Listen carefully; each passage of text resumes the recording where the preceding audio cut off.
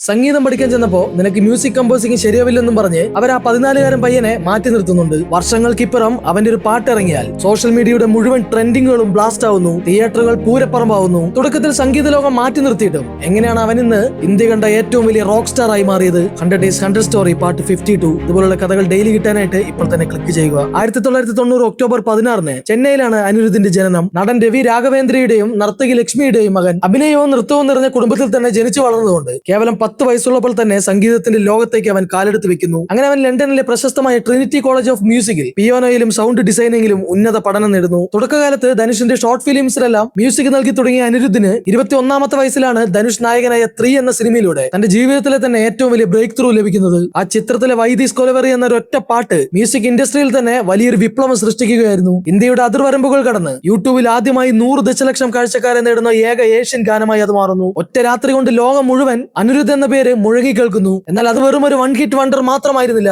അവിടുന്ന് അങ്ങോട്ട് കത്തി, വേതാളം, വിക്രം, ജയിലർ, കിങ്ഡം, ജവാൻ, ദേവര എന്ന് തുടങ്ങി അനിരുദ്ധ് തൊട്ടതെല്ലാം പൊന്നായി മാറുന്നു. ഒരു പടത്തിന്റെ തിരക്കഥയ്ക്കും സ്ക്രിപ്റ്റിനും മുകളിൽ ഒരു പശ്ചാത്തല സംഗീതം ആ പടത്തിനെ മുന്നോട്ട് കൊണ്ടുപോകുന്നുണ്ടെങ്കിൽ, ആ BGM കേൾക്കാൻ വേണ്ടി മാത്രം ആളുകൾ തിയേറ്ററിലേക്ക് ഒഴുകിയെത്തുന്നുണ്ടെങ്കിൽ, അനിരുദ്ധ് രവിചന്ദ്രൻ നമ്മൾ ഉദ്ദേശിച്ച ആളല്ല സാർ.